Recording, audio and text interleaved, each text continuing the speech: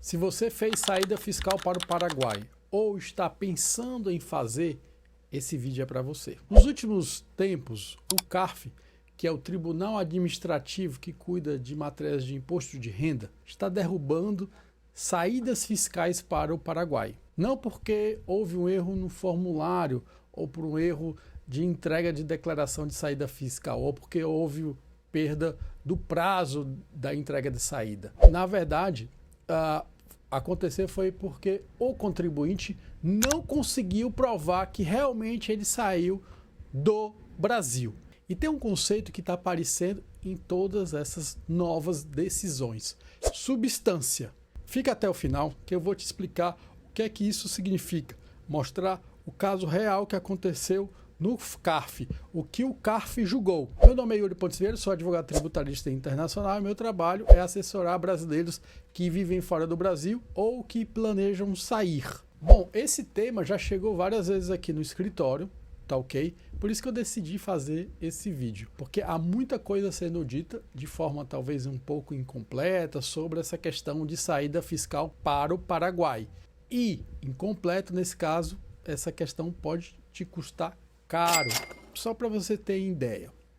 Vamos entender por que isto está acontecendo agora. O Paraguai virou uma alternativa fiscal, eu acho que é uma alternativa real para muitos brasileiros. E os números explicam isso. Só em 2024, mais de 17 mil brasileiros obtiveram a residência fiscal no Paraguai. E houve realmente um aumento importante de pessoas que estão ou que foram morar nesse período. O Brasil, aí, o Itamaraty estima que mais de 250 mil brasileiros vivem no Paraguai.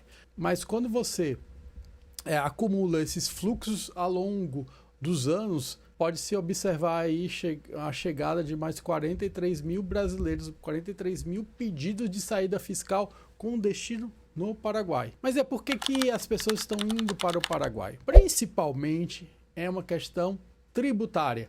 Se a gente pensar que a alíquota do imposto de renda lá no Paraguai é mais ou menos aí 10%, tá? E que comparado ao Brasil, de 27,5%, realmente é uma diferença importante. E outra coisa, o Paraguai, ele tem um sistema de tributação que pode ser tributado somente a renda recebida lá no Paraguai, entendeu? E ao passo que no Brasil, a tributação para o residente é sobre a base mundial, de tudo que você ganha no Brasil e no exterior deve ser pago no Brasil, se você é residente fiscal lá. O problema não é o Paraguai em si, já que é um país de tributação normal, né, legítima, não é questão do Paraguai em si. Mas eu vou te explicar o motivo que aconteceu numa última decisão do CARF. Bom, o CARF decidiu, isso foi uma decisão a mais conhecida, aconteceu em fevereiro de 2024, tá certo? E aí foi julgado o seguinte, era um caso famoso que é o Al Holland, né? Aí se quem quiser dar uma olhada nessa decisão, nesse acordo, é o acordo de 2201-0011-434, tá certo? Esse senhor, ele havia feito como a maioria das pessoas fazem. Ele tinha feito a saída definitiva, entrega de comunicação, declaração de saída definitiva. Ele tinha lá o carnê paraguaio, né, que é a residência dele, o documento de residência dele no Paraguai, e ele estava registrado lá na cidade do Leste. E aí, o que aconteceu? A Receita Federal autuou ele, invocou o tratado, inclusive teve essa referência no Tratado Brasil e Paraguai.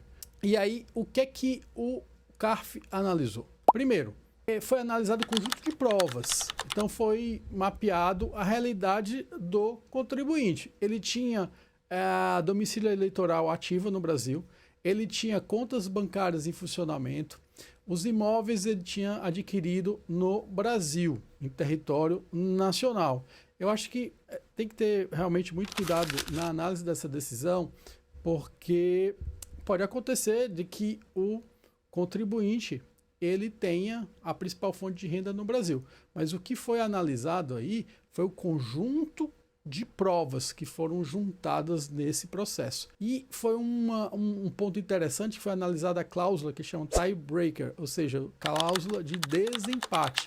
quando o mesmo contribuinte for considerado residente fiscal dos dois países, há um critério de desempate. E aí foi observado o local de residência permanente, tá certo? O que eles analisam também agora, inclusive a Receita Federal faz essa análise aí também dos centros de interesses vitais. É um conceito que outros países também fazem essa análise. A OCDE também faz essa análise de centros dos interesses vitais. Bom, e aí o CARF disse o seguinte, os julgadores, né? Olha, havia a residência fiscal desse contribuinte no Brasil, inclusive deveria pagar imposto no Brasil sobre tudo que ele ganhou, no caso, no período, e foi imposto a multa de 75% mais o juros Selic, tá certo?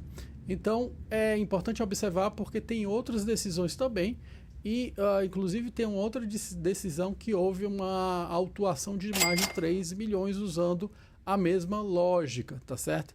E como foi essa lógica? A lógica da substância. Bom, eu vou te explicar, então, o que seria essa questão da prova da substância. Significa o quê? Quando você faz a saída fiscal, você está dizendo para a Receita Federal, olha, a partir de agora eu não sou uma residente fiscal do Brasil, ok? Consequentemente, a minha vantagem de eu não ser uma residente fiscal do Brasil é que a renda que eu estou ganhando lá fora não é mais tributada no Brasil. Eu estou dizendo também, olha, o meu centro econômico, o centro dos interesses econômicos não é mais no Brasil.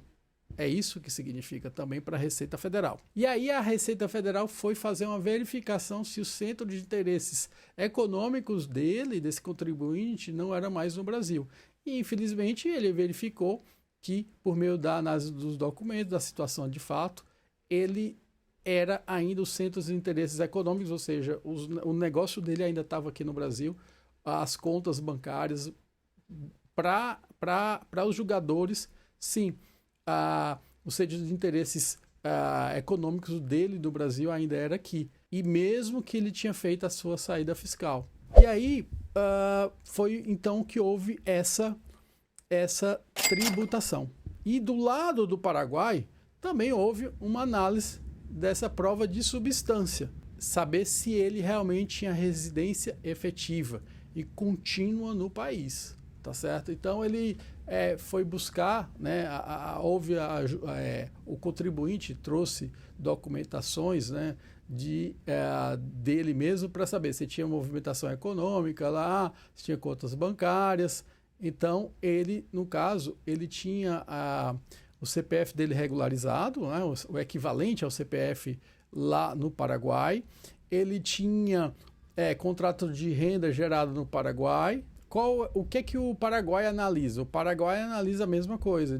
Ele analisa o quê? Se a pessoa tem contas bancárias no Paraguai, se estão sendo movimentadas essas contas, se a pessoa tem o registro dele local regularizado, se tem contrato de prestação de serviço ou de renda gerada lá em Portugal, território paraguaio, ou se tem um imóvel locado, ou se adquiriu um imóvel, se a família está lá. Então é muito importante, mesmo do lado do Paraguai, fazer essa análise. O Paraguai faz essa análise de saber se tem família, cônjuges, filhos, onde eles estão morando. E do lado do Brasil, a Receita Federal vai procurar saber se a pessoa realmente saiu. Então ela vai ver se a pessoa tem participação em empresa brasileira, como é que está o registro nessa empresa brasileira, tá certo? Se ele ainda está recebendo renda dessa empresa, está recebendo benefício dessa renda dessa empresa brasileira, quais são os tipos de fontes de renda que está recebendo aluguel, dividendos pro labore, a presença física no Brasil, ou seja, se ele está vindo quantas vezes no Brasil, por meio de registro no passaporte, né, entrada e saída, onde ficou a família, onde está o domicílio eleitoral dele. E no caso dessa decisão, verificou que o domicílio eleitoral era sim um domicílio eleitoral no Brasil, não tinha alterado. Então, nesse caso, o CARF decidiu que, olha, tem um domicílio eleitoral no Brasil. contas bancárias estão sendo movimentadas de bancos brasileiros no Brasil.